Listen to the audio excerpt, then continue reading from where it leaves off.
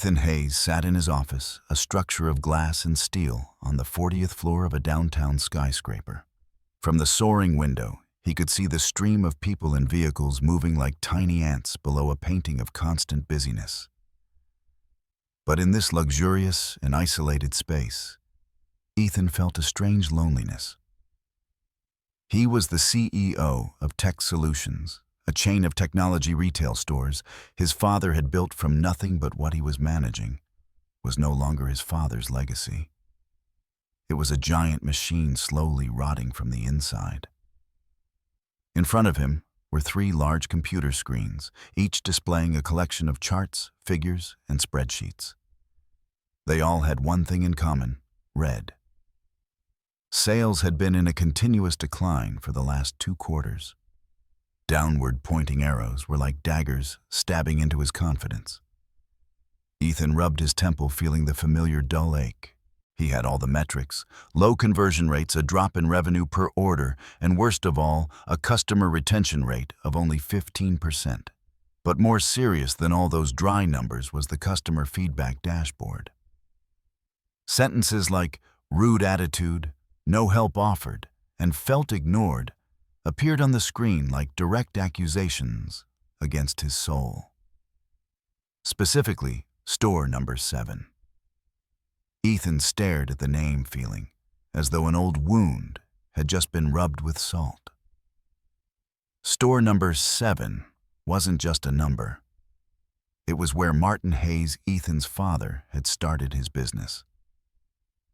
Ethan still remembered the smell of that store, the new plastic of electronic devices, the scented paper of promotional flyers, and especially the smell of warmth of a community. Martin never saw employees as tools.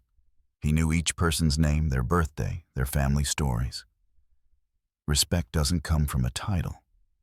Martin used to say, it's built from the ground up, from genuine handshakes every day. As a boy, Ethan was always made to shake hands with every employee before they left at the end of the day. It was his first and most valuable lesson in leadership. Now that store was in a pathetic state of decline. Sales were down 18%, worse than any other store in the chain. The employee turnover rate there was also the highest. Ethan couldn't understand it. He had tried everything, sending warning emails, demanding reports, even threatening budget cuts. But all he got back were empty excuses. Every email sent, every report read was a layer of a filter obscuring the naked truth. A knock on the door interrupted his thoughts. Michael Vance, the COO, entered with a tablet in his hand. Michael was the model of a modern manager, a perfectly pressed white shirt, a neatly tied tie, and always speaking in the language of metrics. "Good morning, Ethan. I've updated this week's numbers." Michael said, his tone annoyingly calm. "We're slightly below forecast, but the conversion rate is stable. The upsell rate at store number 7 even increased slightly last month." Ethan gave a cold nod. "Upsell rate increased?" he asked, not looking at Michael, but at his screen. "And the customer complaint rate also increased." Michael scrolled on his tablet.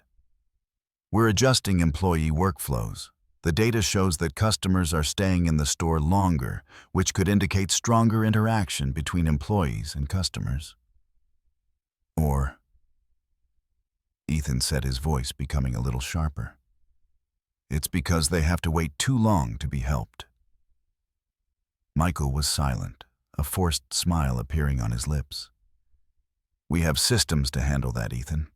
Our feedback loops are quite tight." Ethan looked at Michael, looking straight into his eyes that were trying to avoid his gaze. "How long has it been since you were at store number 7? Michael hesitated. "I monitor the dashboard weekly." "Have you ever stepped inside, walked the sales floor, and talked to people?" Ethan interrupted.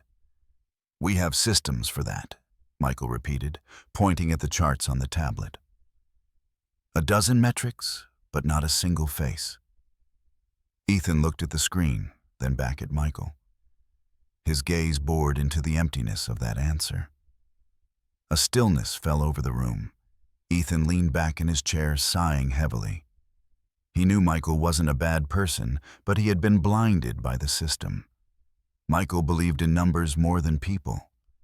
It was a philosophy his father had never taught him. Ethan reached for a yellow notepad, wrote the numbers 4 and 7 at the top, and circled them. "Too many reasons, too many emails," he mumbled. "No more filters. No more indirect answers." He knew something was broken, and if he wanted to fix it, he had to see it for himself. He opened a drawer and took out an old photo. The picture was faded, the corners bent. In it was Martin Hayes, his father, standing in front of the first store. He wasn't wearing a suit, just a white shirt with rolled-up sleeves and a name tag that read, "Martin Store Owner." He was smiling a genuine, intimate smile with his arm around a young employee. Ethan looked at the photo, a warmth welling up inside him. He remembered the smell of that store, how his father knew everyone from their birthdays, spouses, and children too, who was willing to work extra on the weekend without complaining. His father always said, "Respect doesn't come from a title. It's built from the ground up." He placed the photo next to the data-filled reports. Two different worlds, he thought. One full of people, one full of charts. The stores weren't failing just because they were losing money. They were losing all the values his father had built. Ethan made a decision. He closed the reports, opened his contacts, and scrolled to a name he hadn't called in years. "Diana," he said when the other end picked up. "Are you still working at the theater's costume shop?" Diana laughed. "What's the part this time?" Ethan glanced at his father's photo again, then at his laptop screen. "An old guy, a little slower than me, wearing glasses, cargo pants. The kind of person no one notices." The next morning, Diana brought a small suitcase. Inside was a gray wig, fake age spots for his skin, a baggy jacket, and thick-rimmed glasses. "Are you sure about this?" Diana asked, adjusting the glasses on Ethan's nose. "You're the CEO." "Exactly," Ethan said, looking at his reflection in the mirror. A stranger looked back at him, older, weaker, and easily ignored. "That's why I need to see things the way they see them." Diana handed him a crumpled receipt. "Buy something cheap. Blend in. No one trusts a customer who asks too many questions." Ethan nodded. Tomorrow he would walk into his own store alone, anonymous and unrecognized. Ethan stood in his garage, the rear car door open. A small mirror leaned against the wall. He was wearing baggy cargo pants, oversized at the waist, and an ill-fitting polo shirt that hung loosely on his frame. Next came the gray wig with a bald spot at the crown, which looked very real under the fluorescent light. He pressed it down, adjusting the part. The thick-rimmed glasses were put on heavy enough to change the way he saw things. He practiced walking, slowly with slightly stiff knees and a slight hunch in his shoulders. Then came the voice, softer, with a slight tremor. He repeated the line he had prepared. "Excuse me, young man. I'm looking for a laptop. Maybe for my grandson." He said it again, and again. The image in the mirror was no longer sharp, no longer that of a commander. It was a person no one paid attention to. And that was the point. Ethan zipped up the duffel bag and exhaled. He wasn't going in as a commander.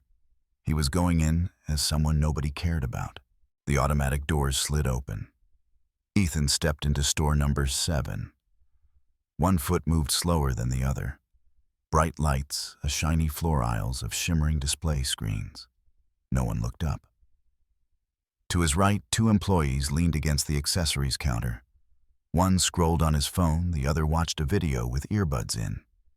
They giggled to each other. A third person sat behind the service counter, tapping a pen on the screen without looking up. Ethan paused right at the entrance, adjusted his glasses, looking around like someone who didn't know where to go. Still nothing. No greeting, no eye contact, no, "Can I help you?" He shifted his weight. His hand brushed against the side of his jacket. Still no reaction.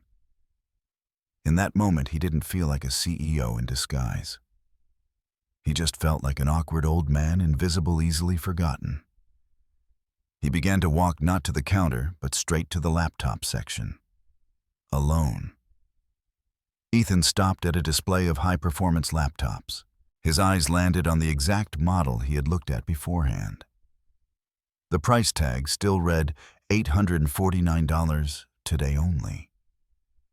He turned as Troy, a sales employee, approached chewing gum, his fingers still scrolling on his phone before he put it in his pocket. "Need something?" Troy asked curtly. Ethan pointed at the laptop. "This is for my grandson. He's 16. He plays games, does schoolwork." Troy nodded. "Yeah, that's a good one. 1400. Ethan squinted. "Excuse me, it says $849 here."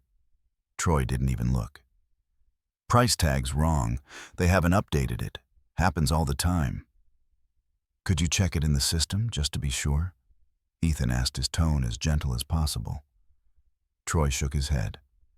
"No need, I'm sure. I know this one. The price is $1100. Ethan watched him. No urgency, no concern, just certainty. A quick, definitive answer. He looked back at the price tag, then at Troy. The difference wasn't just in the number. It was in how little Troy seemed to care whether he was right or not. Ethan looked down at the price tag again. The lettering was clean. No signs of damage. No sign that it was outdated. "Are you sure it's not $849? He asked, his voice calm. Troy scoffed. "Listen, I told you they mess up the price tags all the time. That promotion ended last week." He didn't check, he didn't move, he just crossed his arms, as if the conversation was over. Ethan tilted his head slightly. "Could you scan the barcode anyway so I can be sure?" Troy sighed louder this time. "I told you I work here. I know what I'm talking about." Then he turned and walked away without warning. "No need to check." Ethan stood still, one hand on the edge of the shelf. It wasn't the price that hurt him. It was the way the truth seemed not to matter. He watched Troy disappear down an aisle. For a moment his jaw tightened, but he said nothing. Not yet. Ethan remained there, his eyes on the screen, but his mind elsewhere. Lighter, more intentional footsteps approached. "Excuse me, sir," a soft voice said. He turned. A young woman with a simple ponytail stood beside him. Her name tag read, Lana Sales Associate. "I didn't mean to eavesdrop," she said gently. "But that price is correct. It's part of a weekend promotion, and it ends tonight." Ethan raised an eyebrow. Troy said it was 1400. She frowned slightly. Not dramatic, but enough for Ethan to notice. "No, that's not right. The price is definitely $849 today. I can double-check it for you if you'd like." Ethan nodded. "I'd appreciate that." She smiled genuinely. "I'll be right back." Lana moved quickly to the checkout counter, typing with practiced hands. Ethan watched her. No rush, no hesitation, just a calm correction. A single statement without drama. But in this store, it was the first thing that felt honest. Lana typed quickly on the computer, her eyes focused on the screen. She didn't look around, didn't ask for help, just simply checked. A few taps, a few scrolls. She read the result, nodded to herself, and walked back. "The price is correct, sir," she said simply. $849, just like the tag says. Ethan looked her directly in the eyes. "No mistake." She shook her head. "No, sir. It's a weekend promotion. It ends tonight." She didn't try to sell. No pitch, no upsell, just the facts. "If you're interested," she added, "I can hold it at the counter for you while you look around." He nodded. "That would be very helpful." "Thank you." She smiled softly. You're welcome. As she walked away, Ethan watched her. No rush, no attitude, just a person doing their job right. Nothing dramatic. But in a store full of apathy, Lana's quiet honesty stood out more than anything else. Ethan backed away from the laptop display, his hands loosely clasped. He slowly looked around. To his left, a woman in her 50s sat in a waiting chair near the service counter. She checked her watch, then looked at the counter. No one was there. A man stood near the headphone wall, holding 2 boxes, his eyes darting around for help. No one came. Near the tablet area, a teenager tapped his foot while his mother scrolled on her phone. Both looked tired with no one to talk to. Across the floor, 2 employees leaned against a shelf, joking quietly. One took a sip from a cup with a logo on it. The other nodded along his phone still in his hand. No urgency, no movement. Ethan watched it all slowly and quietly. There was no shouting, no disaster, just a silence broken by the sounds of waiting. This wasn't a storm. This was a silent leak. Something no one seemed to notice or care enough to fix. Near the printer aisle, an elderly woman walked slowly. Her hands clutched her handbag straps tightly. Her steps were careful, one foot dragging slightly. She came near Derek, who was leaning against a pillar, half looking at the screen behind the counter. "Excuse me, young man. Can you point me to the restroom?" Derek didn't move, didn't turn around. He thumb-jerked over his shoulder without looking. "Back there," he mumbled, then went back to tapping on his phone. The woman blinked, looking in the direction he pointed, full of uncertainty. She stood there for another second, her lips slightly parted before she began to walk hesitantly and slowly. Ethan watched from 10 feet away, his hands lightly curled into fists. The woman disappeared down the wrong aisle. Derek didn't look up. There was no shouting, no confrontation, just a moment heavier than it appeared, because some kinds of disrespect don't need words, just indifference. Ethan moved toward the corner near the phone accessories counter. His steps slowed when he spotted Lana kneeling next to a seated customer. It was the elderly woman Derek had ignored earlier. Her hands trembled slightly as she held her phone. The screen was dim, the casing cracked at the edges. "I just need to save these pictures," the woman said softly. "They're of my grandson. He's 6 now." Lana smiled, not a wide smile, but a warm one. "No problem, we'll back them up. I'll walk you through it step by step." She spoke slowly, pointing out each step. She didn't grab the phone, she didn't rush. She explained cloud storage as if it were the most important thing in the world. The woman nodded, her eyes squinting, trying to focus. Lana stayed with her the whole time. Ethan watched in silence. No script, no sales, no time limit, just concern. Genuine concern. And in that moment, he saw all that this store could be if more people acted like her. Ethan sat down near the tech counter, pulling a small notebook from his jacket pocket. The pages were clean, folded in half. He wrote 3 names. Troy, underlined once. Lied, no hesitation, didn't check, didn't care. Derek, another line. Ignored customer, didn't move, didn't look. Lana, a pause. Honest, present, patient. He tapped the pen on the paper. Across the store, Troy was joking with another employee, his voice louder than necessary.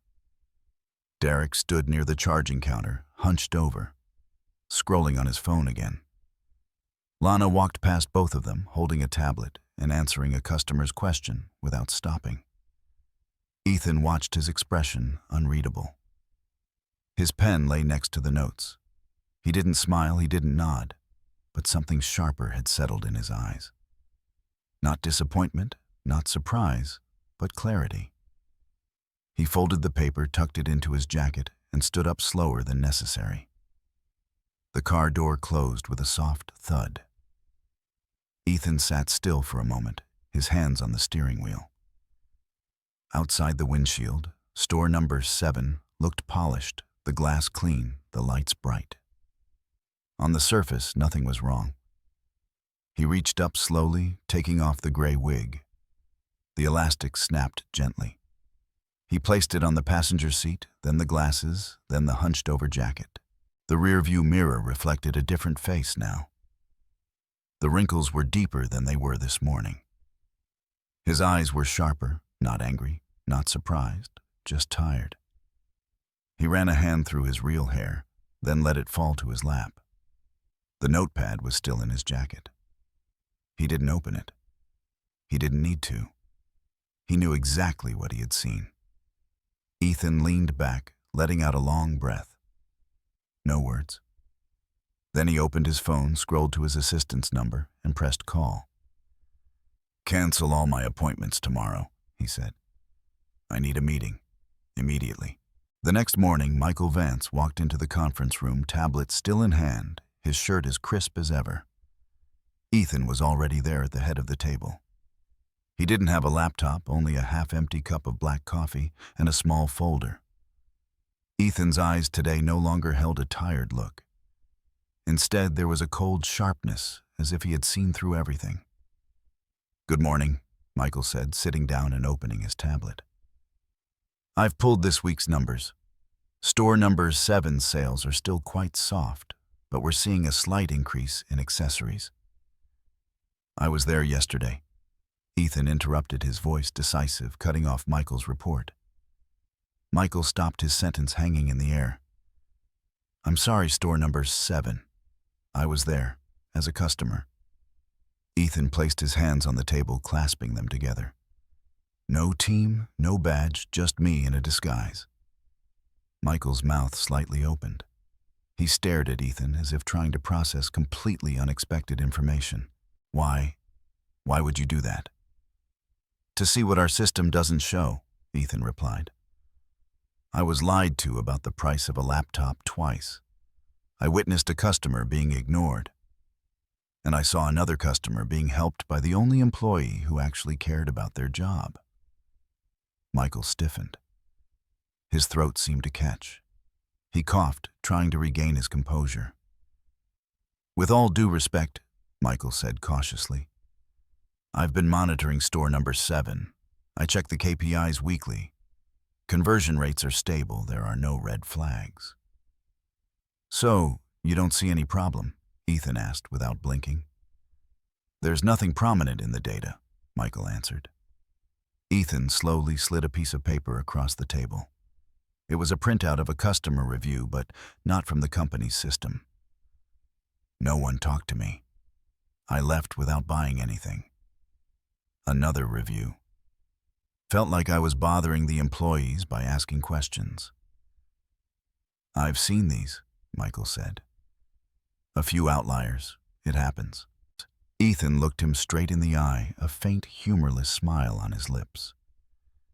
"You think this is an outlier? I was told by an employee that an $849 laptop cost $100. No check, no confirmation, no apology. Michael, he just lied." Michael leaned back in his chair at a loss for words. "I don't see that in the reports," he mumbled. "That's the problem," Ethan said, tapping his finger on the table. "You observe the numbers.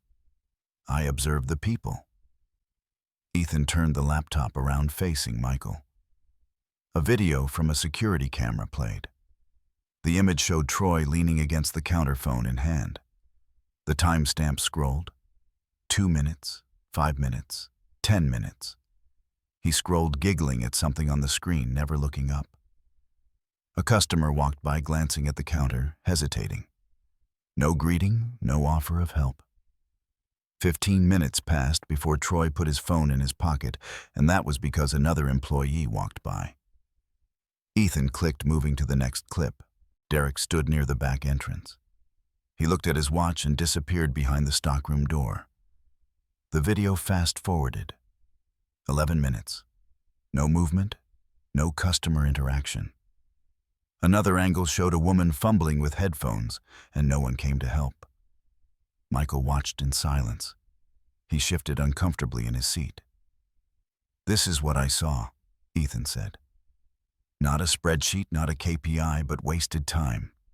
Customers being ignored, and 2 employees who thought no one was watching them. But there was someone." The video stopped the screen turning black. Michael let out a slow, careful breath.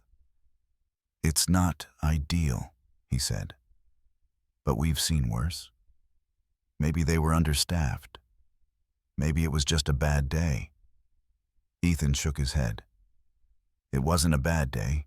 It was a normal day. You manage numbers, Michael. I'm trying to lead people. KPIs can't show me who ignored a customer. They don't tell me who lied to close a sale or who walked past a woman needing help as if she didn't exist. I don't need better dashboards. I need better decisions from the people on the sales floor in real time." Michael slowly nodded. "I'll talk to the team." "No," Ethan said calmly. "I will." The silence that followed was chillingly sharp. Something had changed. Not in the store, but in how he would lead it from now on. The early morning light cut through the parking lot. Ethan got out of his car in a black polo shirt and dark jeans. No wig, no glasses, no disguise. He walked toward store number 7 with calm steps. No briefcase, no entourage, just him alone. The doors slid open. It was the same old lobby, the same old counter, the same old employees. Troy looked up from behind the checkout counter. His eyes narrowed for half a second. He recognized the face, but couldn't place it in any context. He looked again, still unable to remember. Derek leaned against the accessories wall, chatting with someone, arms crossed. He didn't notice Ethan at all. Ethan stopped at the customer service counter. "Is Lana here?" he asked quietly. The woman behind the counter nodded. "She's on her break. She'll be back in 10 minutes. Ethan nodded. "Thank you." He didn't look around, hadn't spoken to anyone else yet. Today, he didn't come to pretend. He came to confront as himself. Ethan stood in the back office, arms crossed, waiting. The assistant manager picked up the internal phone. "Troy and Derek, please come to the office."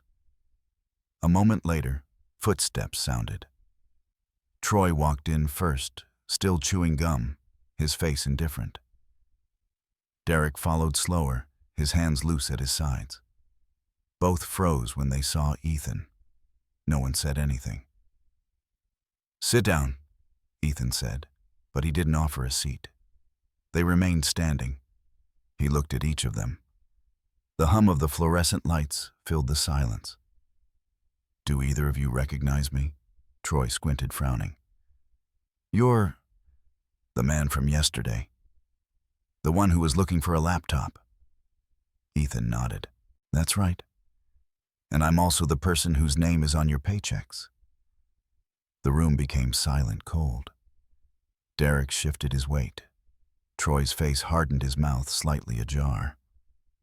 No one moved. Ethan didn't need to raise his voice. His tone had changed enough, and they felt it. Ethan stepped closer, his voice calm but sharper. "Let's try that again. Who am I?" Troy stared, unsure. "You're the old man from yesterday, looking to buy a gaming laptop for his grandson." Ethan tilted his head slightly. "That's an answer." Derek shifted, frowning. "You were asking about the weekend promotion, weren't you?" Ethan nodded slowly. "That's right. And both of you lied to me, ignored me, and dismissed me." He let the silence hang. "Now this is the real me. Ethan Hayes, the owner of this company. Every single store, including this one." Troy's face went pale. Derek's jaw tightened. No one said a word. Ethan's voice dropped. "I came here in a disguise, not to trap anyone, but to see if our values still existed on the sales floor. And they don't." Troy opened his mouth, but no sound came out. For the first time, they realized that the person they had dismissed was the only one they couldn't afford to ignore. Finally, Troy managed to speak, his voice uneven. I thought the price had changed. Maybe it had been updated in the system." Ethan cut him off decisively. "No, you didn't say maybe. You said the price was $1,400. Troy started to fumble. I was just assuming. We're told to push for higher profit margins. You were told to lie?" Ethan asked. "No, just to upsell, to be confident," Troy said weakly. Ethan stepped closer. "You told me not to check the system, said you were sure. You didn't hesitate. You weren't just guessing," Ethan continued. "You gambled that I wouldn't find out." The air grew cold again. Derek stood silently watching. "You didn't just sell a product. You sold a lie. And that's not salesmanship. That's manipulation." Troy swallowed hard. There was no place to hide. Not after the excuses. Not after the name tag. Ethan's voice became cold and clear. "You're both done here, effective immediately." Troy's eyes widened. "Wait, sir. I didn't mean to." "This is not a debate." Derek stepped forward. "We didn't know who you were. You shouldn't treat people better because of who they are. You should treat them right because it's your job." They fell silent. Ethan turned to the assistant manager standing at the door. "Terminate their system access and revoke their store badges today." She nodded and walked out. Troy looked stunned. You're just firing us like that." "No," Ethan said. "I'm firing you because you worked to earn it." He opened the office door. "You can pack your things. Security will escort you out." At first, no one moved. Then Derek slowly walked out. No protest, no looking back. Troy followed, shoulders tense, lips pressed tightly together. The door closed. The room became quiet again. And the store, for the first time in a long time, began to breathe. The atmosphere in store number 7 changed significantly after Troy and Derek left. The long-standing sense of tension and heaviness seemed to be replaced by a strange emptiness. Ethan walked out of the office, calm, his gaze sweeping across each area. He knew this wasn't a victory. This was just the first step of a long and difficult journey. His task now was to fill that void, not with hastily hired new employees, but with a solid foundation of dedication and integrity. He waited for Lana at the end of the aisle where the laptops were displayed. When she returned from her break, she paused when she saw him. She adjusted the name tag on her shirt, an unconscious gesture that showed her readiness to work. Lana recognized his face, but not in this elegant suit. "I bet you didn't recognize me without the gray hair," Ethan said, his voice deep and warm. Lana blinked. You're the gentleman with the laptop." "That's right." Ethan smiled faintly. He stepped closer, not with the authority of a boss, but with the closeness of a mentor. "I've been watching you, Lana. I saw how you work, how you talk to customers, and how you corrected a colleague's lie." His voice grew softer, but was full of weight. "You are the only reason I believe there are still trustworthy people here." Lana's eyes widened. She didn't know what to say. She had simply been doing her job, things she thought were obvious. She had never imagined it would mean so much. "Store number 7 needs a leader," Ethan continued. "A real leader.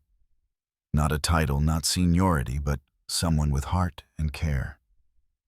He looked her straight in the eyes. "Lana, you are that person." Lana's surprise turned to confusion.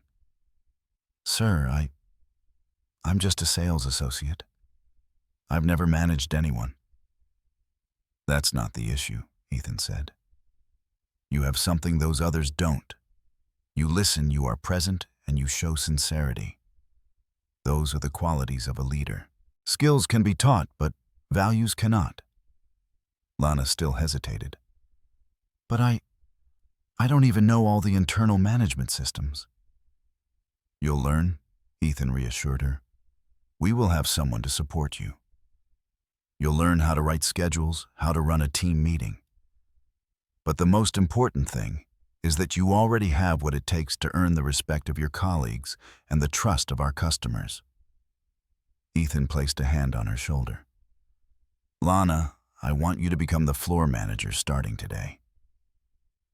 Lana looked at him, almost laughing in disbelief. She was a gentle person who always stayed away from trouble. Leading a team seemed like too big a challenge, but she saw the absolute trust in Ethan's eyes. Finally, she nodded slowly, a new determination appearing. I will do my best. That's all I ask, Ethan smiled. The next day, Lana officially started her job. She felt the weight of the new badge on her chest. The store was still the same, but Ethan's and her own expectations had transformed it into a completely different place. In the first morning huddle, Lana stood in front of the employees, her hands lightly clasped. She didn't have a clipboard, no prepared speech. She only had her sincerity. Hi, everyone, she said, her voice slightly shaky. I know a lot has happened this week, but we have a chance to start over. Most of the employees listened, some nodding in agreement. But in a corner of the room, Caleb, another young employee, leaned against the wall, earbuds, and scrolling on his phone. Lana looked at him. She didn't yell or criticize. She simply continued. From now on, there's only one rule. No one gets ignored. A few people looked up, but Caleb was still completely engrossed in his own world. Lana knew she had to act. She couldn't let this indifference become a precedent. Caleb, she said, her voice still calm, I need your attention. Caleb didn't move. The air in the room became tense. Lana just waited. I know this is new, she continued, but it's very important. If we're here to work, let's actually work. Caleb reluctantly took out one earbud, but still didn't look up. It wasn't defiance, but it wasn't respect either. Lana nodded, accepting the gesture as a sign. She turned back to the group, but deep down, she knew she had to address this issue. Right after the meeting, Ethan emerged from the office. He had observed the entire meeting. He walked straight to Caleb. What's your name? Ethan asked. Caleb, he replied, surprised. You're done here, Ethan said. She gave you a chance. You gave her silence. Caleb was stunned. I didn't do anything. Exactly, Ethan replied. And that's the problem. Caleb stood frozen, then slowly turned and walked away, gathering his things. There was no yelling, no argument. There was only a clear message: disrespect would not be tolerated. Lana didn't have to say a word. Ethan had done it for her, and this action solidified her position in the eyes of the other employees. The days that followed were a series of challenges. 2 employees called in sick, 1 order was delayed. Lana had to run around solving every problem. She was almost exhausted, but she didn't panic. Jason, focus on the guy in the blue shirt. Nah, take a breath. I'll get the phone. Despite facing countless difficulties, Lana maintained her composure. She didn't have a perfect plan, but she had a caring heart. She always remembered Ethan's words, "You don't have to be perfect. Just be yourself." One afternoon, a woman walked into the store. Her son, with his arm in a cast, was holding a tablet with a cracked screen. Lana immediately approached them, not waiting for them to speak up. She knelt down, looking the boy in the eyes. "Bad week, huh?" Lana said. "We'll fix what we can fix." She took them to the service counter, clearly explained the wait time, and offered a replacement device. It was a small act, but it brought great comfort to the tired mother. In another corner, Eli, an older employee, was helping a couple buy a TV.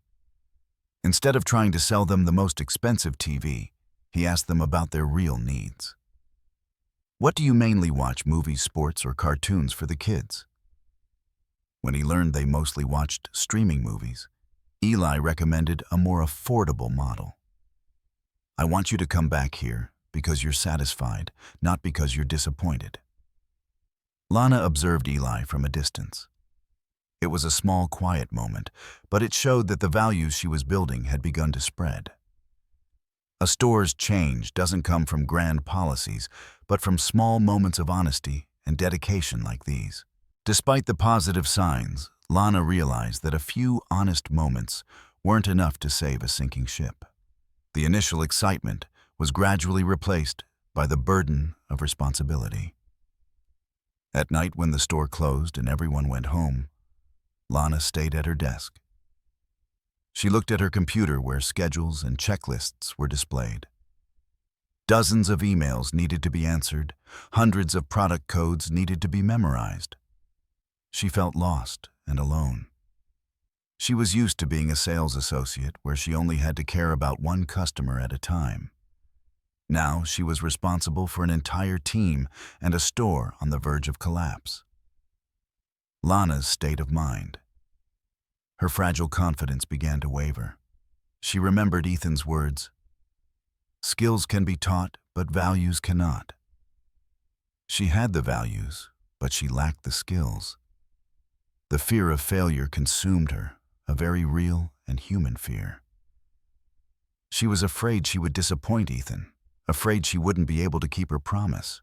Although Eli and a few other employees had started to change, she knew many others were waiting for her to make a mistake. In a quiet corner near the stockroom, Ethan was on the phone. His voice was deep and commanding, a stark contrast to the calm exterior he showed to the employees. "I need someone who has trained real teams," he said, "not someone who just lives by slideshows." He looked through the glass, seeing Lana working with another employee. She was doing too many things at once, handling customer questions while checking inventory. Ethan realized that Lana was a good person, but even good people would collapse without support. He made an important decision. "And let Lana screen the candidates. She knows what we need." Ethan trusted Lana's instincts, her ability to recognize people who shared her values. He didn't need to be present to create change. He just needed to put the right person in the right position and give them the necessary tools. One morning, without warning, the front door chime rang. A woman walked in. She was tall, with short gray hair, and her face was expressionless. She didn't smile or wave, simply scanned the store like a surgeon entering an operating room. This was Morgan, the training expert Ethan had hired. Morgan placed a simple black bag on the counter. Inside was a notebook and 2 pens, no laptop. "I don't need technology to fix people," she mumbled. Lana approached cautiously. Morgan looked her up and down with a sharp gaze. "You're the one holding everything together here," she said, her voice hard. Lana nodded. "I'm trying." "Good," Morgan replied. "I'm not here to take over. I'm here to test if you're actually up to the task." There were no words of encouragement, no checklists, just a presence full of pressure. Later, as Morgan quietly observed Eli advising a couple about a TV, she wrote a single line in her notebook. "Listens first, no pressure, must keep." With just that small action, a new chapter had begun at the store. There was no ceremony, no fanfare, just standards being set. Morgan stood in the back office, arms crossed. Her eyes fixed on the whiteboard with employee names and shifts. Lana and Eli sat nearby on high alert. A few others deliberately pretended to be busy. "4 of you," Morgan said in a monotone voice, "are actually working."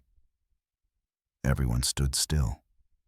Morgan then pointed to a few names, marking them present. The rest of the names she marked excluded. "You want fairness?" Morgan continued. Then let's start with effort. A man in the corner shifted uncomfortably. Morgan didn't need to finish her sentence. They had heard it all. Lana sat at the service counter after work, a legal pad in front of her. Ethan pulled up a chair, a cup of coffee in his hand. "We need an assistant manager," he said. "Not a babysitter, but a builder." Lana nodded. "Someone who doesn't just react, but who has vision." "Exactly," Ethan emphasized. "Think about structure, not patchwork." Lana turned to a new page. She began to write down what she needed in such a person. Listens without ego, teaches without fanfare, doesn't disappear when things get messy. Ethan watched her write silently. This was no longer theory. This was about building a foundation. Before he left, he turned to Lana and said, "You're not building for today," he said. "You're building what should have been here all along." Night fell. The store hadn't opened yet. The lights were only half on and the floor was still dusty from a long day. Lana arrived early, a backpack on her shoulders, but someone else was already there. It was Riley, a new candidate. His name wasn't on the schedule, but he was kneeling on the floor with a rag, quietly cleaning the tiles at the entrance. Lana blinked in surprise. "You don't start until next week, do you?" Riley stood up, smiling. "I know. I just thought that if I want to be a leader here, it's best to start by doing the most basic things." He looked down at the now clean floor. Right then, Ethan walked in, a cup of coffee in his hand. He stopped observing the scene before him. "Who gave you that rag?" Ethan asked. "No one," Riley replied naturally. "I thought the store deserved better." Ethan exchanged a look with Lana. There was no handshake or promise, but the message was already clear. This young man didn't come to manage. He came to serve. Ethan had found another person who shared his values. One morning, Ethan stood outside the break room, his hands in his pockets, quietly watching. Inside, Lana was leading a team meeting. She had no notes, no presentation screen, just her voice calm and clear. "Everyone, this place didn't change just because we fired a few people or added new rules." The room became silent, and all eyes were on her. "It changed because some of you chose to do better." She let the statement sink in. Not louder, not faster. Just better, kinder, and more present. Jason nodded slowly. Nah had his arms crossed, but a subtle smile played on his lips.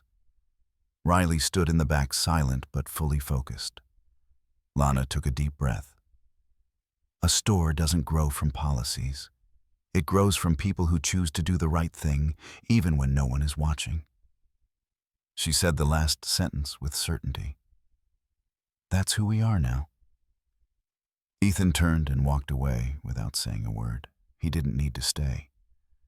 The right person was in that room. Lana walked with Ethan on the sales floor, the heavy feeling now replaced by confidence. "I still don't know if I'm ready," she admitted. "There's so much I don't know. I've never run a meeting. I've never written a schedule." Ethan gently interrupted her. "You don't have to know everything." She looked at him with a confused expression. "You just have to care," he said. "Truly care." Lana let out a breath. "It sounds so simple." "It is simple," Ethan replied. "And that's why most people miss it." He pointed towards the sales floor. "That customer who needed directions the other day. You didn't turn away. You stepped in. That's leadership."